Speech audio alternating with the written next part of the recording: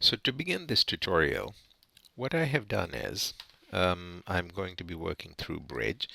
This is the image that I've already sort of done some adjustments with the raw processor, which is Adobe Camera Raw.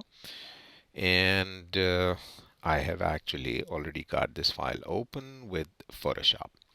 So after having done the processing, my workflow insists, or I think it's a great idea, you should take advantage of the 16-bit raw file that you have already processed to maximize the level of information that you may have in there. So I open that file over here, and now I wish to do my basic black and white conversions here.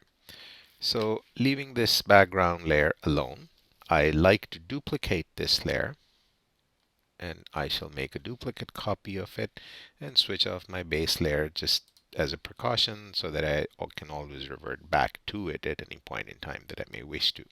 So now I have a duplicate of exactly the same image. And I'm going to show you a couple of different things here.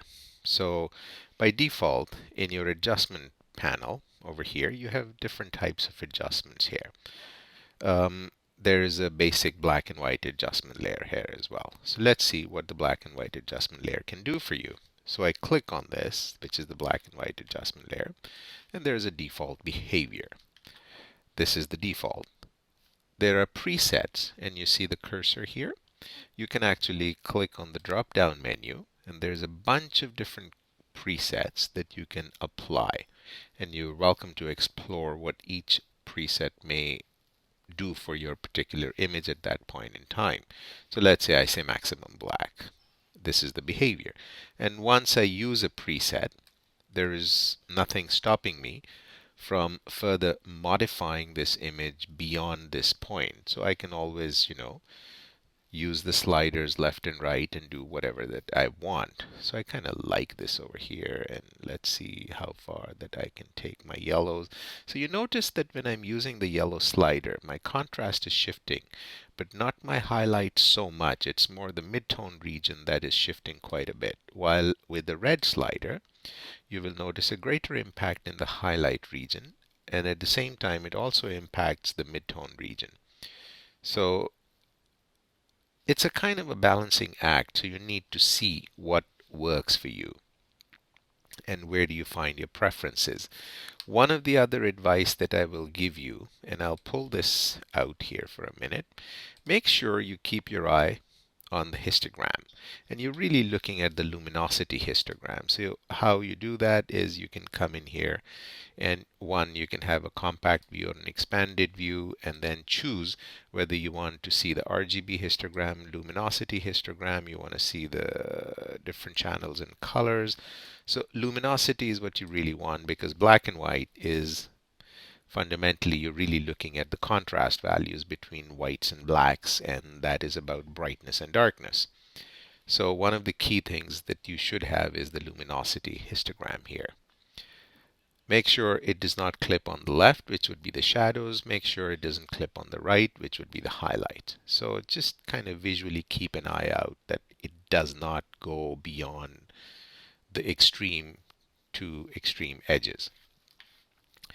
Magentas, well, they have you can use any one of these sliders for getting magenta, blue, depending on what colors exist in your image. In this case, it was predominantly either a neutral backdrop or let me switch this off. So very warm tones, which are red yellow mix, not a whole lot of greens, blues, or cyans, or any of those cooler colors. So the influence on this image is greatly because of the reds and the yellows.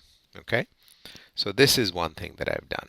Now, after having done this, I said, let me check something else. How will I, or what would the impact be if I were to use another kind of an adjustment layer on top of it?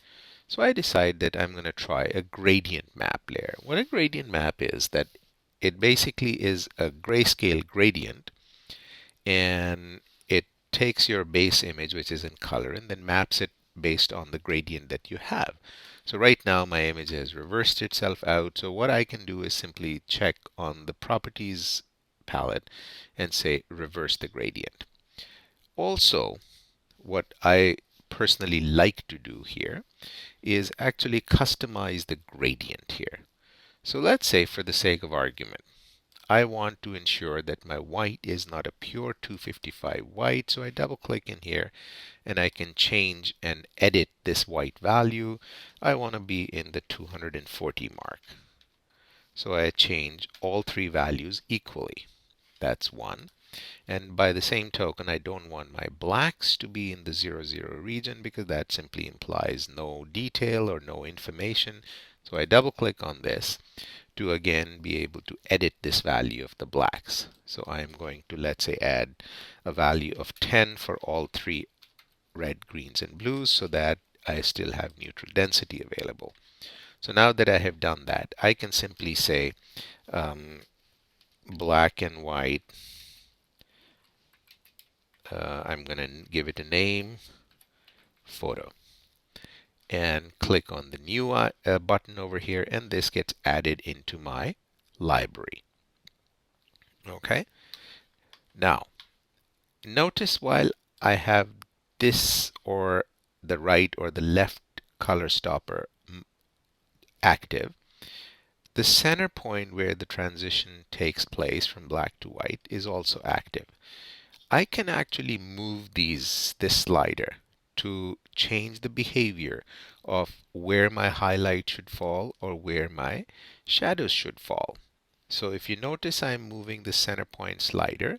So I'm personally making a conscious choice that, hey, this is where my midtones should be, or this is how bright my highlight should be, or this is how dark my shadows should be.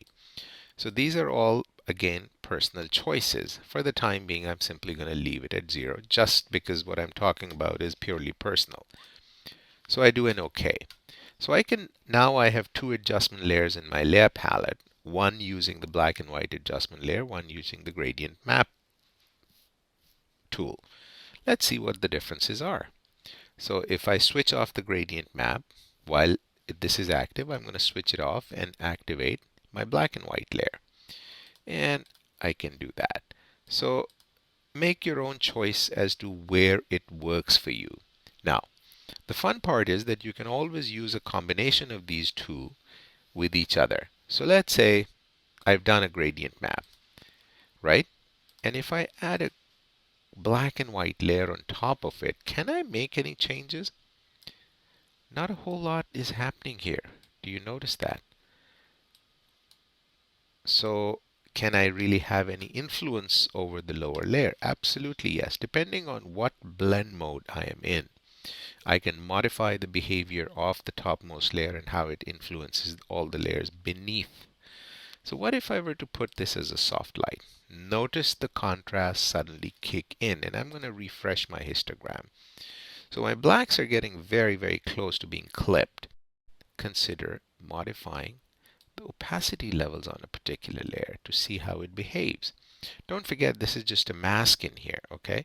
Switching it off, switching it on. So it all depends on what is it that you're looking for.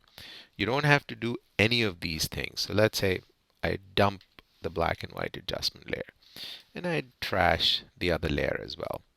And I decide that, hey, I'm simply going to use my traditional black and white adjustment layer and see what I want and whether I can get this image to look the way that I want. I wanted a pretty sort of contrasty yet low-key image over here. So I'm actually quite happy over here. Let me refresh the histogram, and you notice nothing is touching to the left, nothing really touching to the right. To play it super, super safe, I'm going to take the color sampler tool and actually take a sample on what I may perceive visually as a bright highlight and see where the values reside.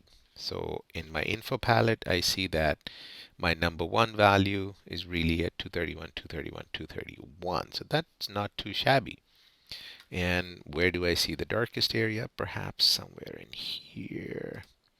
And my value here is at 10, 10, 10. And I'm just going to move it around and check in my info palette where my values reside. So generally speaking, I'm pretty decent. So I'm not clipping in the darks and I'm not clipping in the whites. So perhaps this is the end product, which I'm quite happy with. But then the strength of black and white happens beyond this level. So this is very, very simple to do.